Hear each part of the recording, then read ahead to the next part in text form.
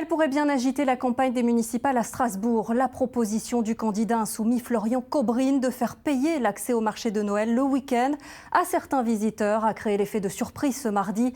Une mesure destinée à lutter contre le surtourisme et à financer l'hébergement d'urgence, mais qui a du mal à trouver des partisans. Catherine Munch, Jérôme Gosset.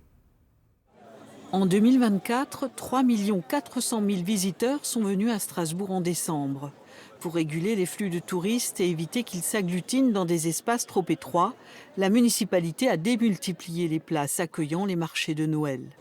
Aujourd'hui, le candidat LFI aux prochaines élections municipales propose un autre moyen pour réguler la fréquentation en hausse. On propose la mise en place d'une entrée payante le week-end pour les personnes extérieures à l'Eurométropole de Strasbourg. On pense à deux volets, une question de billets numériques avec un QR code pour les visiteurs venant de l'étranger et puis la question d'un bracelet pour les habitantes et les habitants.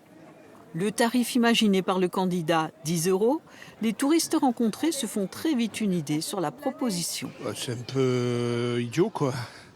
Vaut mieux qu'il évite parce que comme ça, actuellement, il a des touristes qui viennent. Donc, c'est préférable que ce soit gratuit pour que les gens viennent.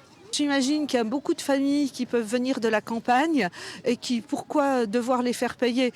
Déjà que le stationnement à Strasbourg est devenu une vraie galère, et les prix sont prohibitifs.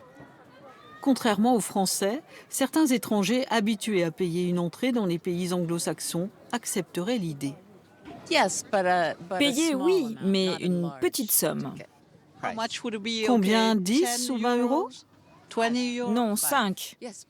Oui, parce qu'il y a des millions de gens qui viennent. Cela ferait une belle rentrée d'argent dans les caisses de la ville, mais c'est une fausse bonne idée pour l'équipe en place. Il faudra faire une forme de tri sur les ponts entre qui est de Strasbourg, qui ne l'est pas, à quel moment a lieu la billetterie, sur quelle plateforme, dans quelle devise monétaire. Ça va vraiment être un peu une usine à gaz et ça va poser plein de questions techniques et poser un problème de sécurité et de fluidité au quotidien.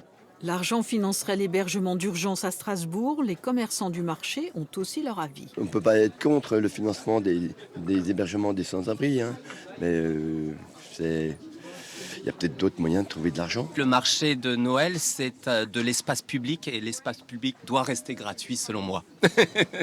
Faudra-t-il un jour payer pour accéder au marché de Noël de Strasbourg? La question s'invitera sans aucun doute au municipal de mars prochain.